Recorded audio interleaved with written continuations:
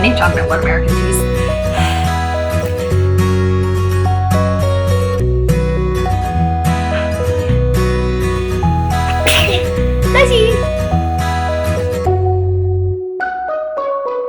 Hi crafty people! Today I'm sharing with you how I make a lettuce hem. A lettuce hem is this design here, the really cute, girly, ruffly detail on the end of the sleeves and the hem of this dress, and also around the leg holes here on this nappy cover. This is the outfit that my daughter Alice wore for her first birthday a couple of weeks ago. It looked really cute and I was really happy with how the lettuce hem turned out, even on this minky fabric. Hip hip!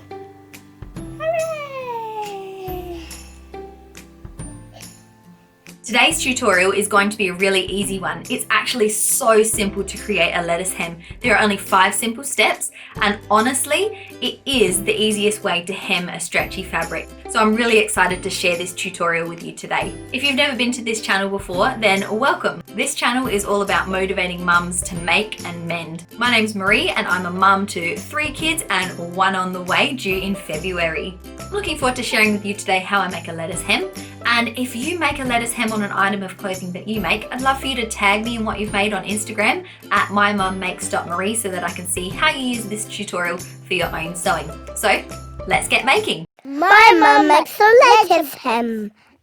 Before we start on the tips, I want to explain to you a very basic understanding of what a lettuce hem is. Usually when you're sewing a stretch fabric, you're guiding it through carefully without pulling it. But with a lettuce hem, you're doing the opposite. A lettuce hem is created by stretching your fabric and pulling it through the machine and creating a zigzag stitch along that stretched edge to hold it in place so that when the material returns back to its normal tension, the zigzag stitch will help to create that rippled effect. I have here 2 stretch fabrics that I'm going to show you examples of how I make this lettuce hem. I have here this rayon spandex fabric here, which I've used to make Isabel a dress before. I'll leave that linked in the description box if you want to see how I made a dress out of this fabric.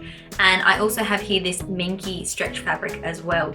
I'll be showing you the difference between these 2 fabrics and how you can make a lettuce hem on these, and then in turn make a lettuce hem on any sort of knit fabric. Tip number 1 is to cut your hems with the stretch of your fabric. Now obviously this means that you do need to have a stretch fabric in order to do this. It won't work with a woven fabric. You're going to need to buy a knit fabric, it's called, if you're shopping for it and you've never shopped for a stretchy fabric before.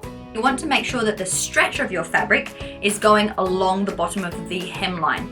So I have here a piece of the fabric that I used to make Alice's first birthday dress, and I can see that it stretches this way and it is not as stretchy in this direction. It's called a 2-way stretch. So I know that when I'm cutting out the pieces of my pattern, I need to make sure that any part that's going to be a lettuce hem needs to be cut with this being the bottom of it. The other example I have here is this rayon spandex fabric. Now in this case, it stretches in both directions. It's a 4-way stretch fabric, but I can tell that the stretch this direction is not quite as far as this way. It's more stretchy this way. So again, I'm going to cut my fabric so that the hemline follows this stretch here so that I get the most stretch along my hem. The second tip is that you're going to need a stretch or ballpoint needle. It doesn't matter which you have, stretch, ballpoint, they both serve the same purpose, but because we're using a stretch fabric and we are stretching that fabric, you're going to need a stretch or ballpoint needle. If you've never changed your needle before and you don't know how to do it, I'll give you a little rundown of how I change the needle on my Janome sewing machine. Firstly, I make sure my machine is turned off just for safety in case the presser foot were to go down while I was fiddling with the needle. That's not the safest thing. With the machine turned off, there is a little screw on the side which I unscrew. It will make the needle that is currently in my machine detach, and then I can pull that out. The part that was attached in the machine, you'll notice has a flat side and a rounded side. I can see the same on the needle I'm going to put in. So I get my stretch or ballpoint needle, I find where the flat part of the shaft is, and I insert that towards the back side of my machine. It may be different on yours. I push the needle up as far as it will go and then tighten the little screw on the side to make sure that the needle is secure. If you're wondering if you've done it correctly, your machine will probably tell you. If you haven't done it right, it's probably not going to sew for you. So if your machine's working, then good job, you've done it well. Tip number 3 is that because you are sewing with your fabric face down and you are going to be looking at the wrong side of your fabric, you need to make sure that your bobbin is the color that you want visible on the front of your material. A lettuce hem will be visible when you look down at the hemline. You will see the stitch color. So you do want to make sure you're picking a thread that is either intentionally going to contrast or complement the fabric depending on what you're going for. For me, I choose a cotton that I think blends in so that I can't see the stitching as much from a distance, but that's up to you. The reason that we want to have our bobbin on the right side of the fabric and have our fabric face down is so that we can see where this hem edge is curling up.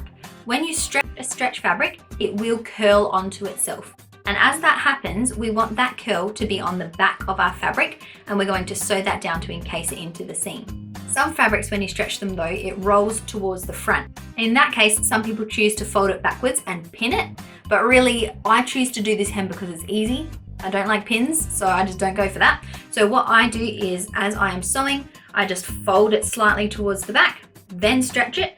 That way, when the fabric rolls up, it's still rolling forwards, but it's still encased on the back of the fabric, if that makes sense.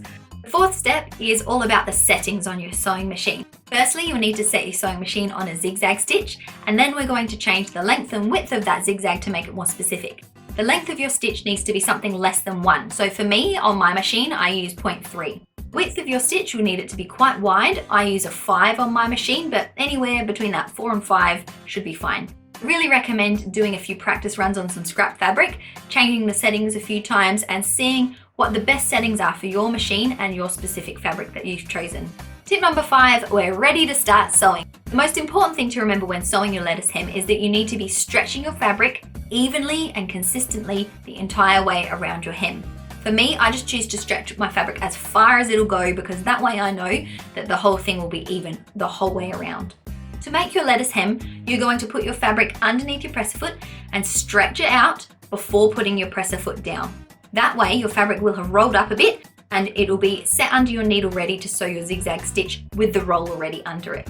Then as you're sewing your fabric, you're going to be holding the back and front of your fabric and pulling it to its furthest extent to create a lot of tension in order to create your zigzag stitch along that rolled edge to create your hem. When I sewed the minky fabric, I found it really easy because, as I mentioned before, as I stretch the fabric, the rolled up part of my stretch fabric is going towards the back. So I was able to just stretch and sew along the rolled edge. But when I was using the rayon spandex fabric, I stretched it. As I mentioned, the roll was going to the wrong side. So again, what I'm doing is folding the fabric over slightly, about 1 centimeter or just, quarter of an inch. I don't know what Americans use, something smaller than an inch. Why do Americans just use an inch? Or fractions? Come on, people, metric.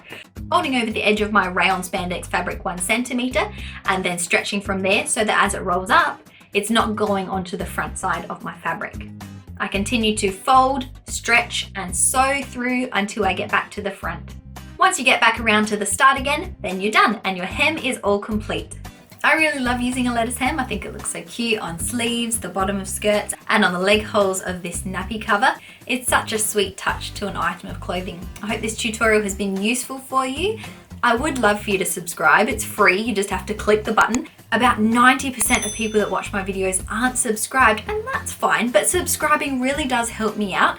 It helps YouTube to know that my videos are valuable and that they should recommend them to other people. Thanks again for watching my video, and I'll see you later.